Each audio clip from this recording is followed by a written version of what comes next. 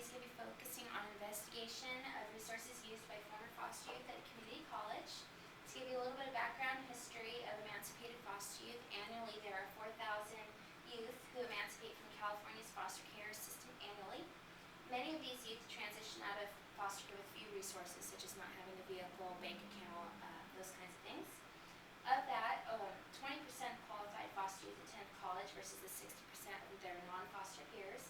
And of that 20%, maybe 1% to a maximum of 10.8% actually complete their four-year degree, as opposed to the 24% of their non-foster peers who complete their degree. So foster youth in the collegiate domain, so despite lack of preparation, many foster youth desire higher education. Many do choose community college as an affordable option to remediate skill set deficits, such as maybe from bouncing from school to school so often, they missed out on major things in secondary school, or need to work on skills. So as the previous slide indicated, statistics do indicate that despite aspirations, many foster youth will not earn their college degree.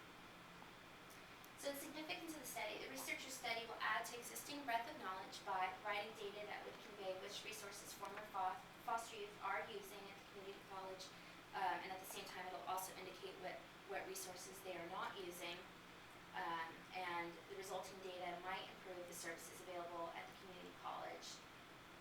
So the research questions.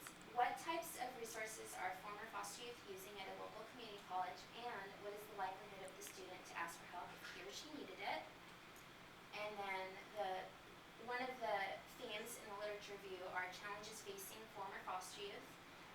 Many foster youth have difficulty in completing a primary or secondary education.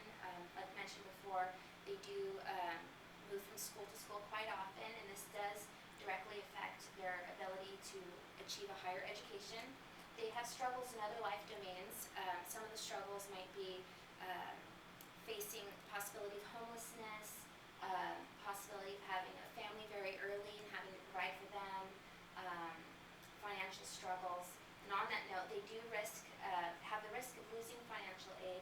There is a requirement for many of the resources available to them, such as the Pell Grant, BOG waiver, JP Grant, that students meet a minimum of a 2.0 GPA in order to maintain these things.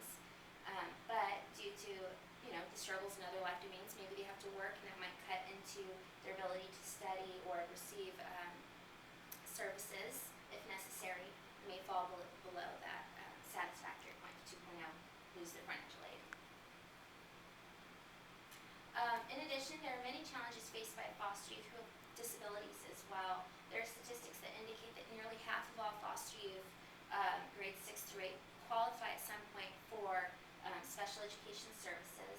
Interestingly enough, when the data includes individuals who have specific learning disabilities or emotional disturbances, this number actually increases to 80%. And as those statistics indicate, foster youth are very much overrepresented in child welfare systems for receiving special education type services, but also underrepresented in research. The particular study by Blakesley suggests that the reason that they might be underrepresented is because sometimes researchers assume that maybe youth who have disabilities are difficult to remain in constant contact with to perform studies, or may not be an appropriate demographic to do the study with. So therefore, the current research may not provide data that adequately represents the needs of foster youth with disabilities. There's also a need for adult mentors. This is hands down the single most important aspect of any transitional program, and the lack of a stable adult mentoring presence directly affects foster youth's ability to achieve a higher education, and it's also known as a coping strategy, the need for a mentor. And then receptivity to student services. So studies relating how former foster youth use resources found the following, specifically from a study conducted by Cooper and Uwenrow, found that nearly half of respondents stated that they were very likely to ask for help if they needed it. But at the same time, Uwenrow's study found that of those who said that they would ask for help, 47% of that same population withdrew from one or more courses or fell below that 2.0 GPA requirement. So these results suggest that students did not ask for help, even though nearly half of them said that they would ask for help if he or she needed it.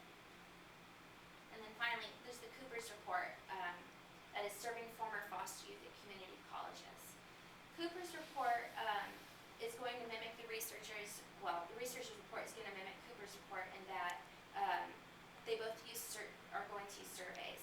Cooper's report found that many programs serving former foster youth rely on voluntary efforts provided by existing staff from EOPS, that's Existing Opportunities, Programs, and Services, which is through financial aid. Also found that staff is stretched very thin, which limits the services that can be provided to foster youth.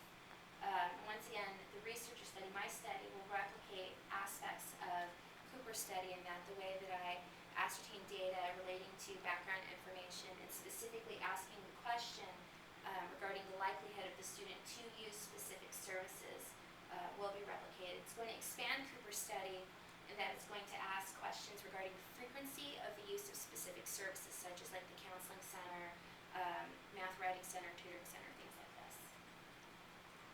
So the methodology of the subjects. Who are these subjects? They are, once again, former foster youth who are enrolled in the EFFORT program located at a community college in Southern California. They are youth that are going to be identified by the foster liaison through the EFFORT program at the community college. So basically what is going to happen is that the foster youth who wish to participate, because participation is entirely voluntary, will receive an email containing a letter from the researcher requesting voluntary participation and also outlining the basic gist of the study. If they wish to participate, they will click a link that will consist of 27 questions to explore the campus-based services that are available to them. It will also explore the likelihood of the student to utilize these resources and also explore the frequency of resource usage. And this information might identify how college personnel might make existing services more accessible. So the way it's going to be analyzed. So once again, the survey is going to be emailed to these students from the foster liaison, and the participation will once again be voluntary. Once they fill out the survey, and the survey will be accessible to them through the link using a service like SurveyMonkey, for example. When that data comes in, it will be analyzed using descriptive statistics. And for the few questions, I think there's 3 of them to be specific, that ask them to fill in a short response, the researcher is going to allow categories to emerge from that data and to be annotated, to be analyzed qualitatively. So some ethical considerations. So to ensure that no harm is done to the subjects in this study, participation is once again going to be entirely voluntary, and the identity of those participants will be confidential as well. The researcher has no way of knowing who is participating and their specific identities. Some of the minimal risks that can occur in the study is perhaps emotional distress.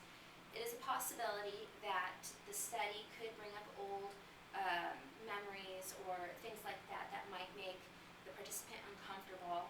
To address this issue, all of the participants are going to be provided with the researcher's contact information, so if they wish to discuss the reaction to the study, or if they have questions regarding to the study, they can contact the researcher. They will also receive debriefing after the study takes place. Lastly, there's a bit of researcher bias. The researcher has been for 10 years a participant in the foster kinship program that is providing homes to foster youth in her home. So for the data that is going to be analyzed qualitatively, that is the 3 short response questions. The questions have been posed in a way so that they'd be unbiased in fashion, the way they're constructed, and also the foster liaison is also going to be an active participant in ensuring that the reduction of bias for the questions. So limitations to this study. This study is limited to the convenient sample available to the researchers. So basically, depending upon how many foster youth decide to click the link and actually participate in the study, that's going to dictate how many participants I get. Therefore, the views that are expressed in the study are not necessarily representative of the entire population. And also, because it is a self-report type survey, it may result in biased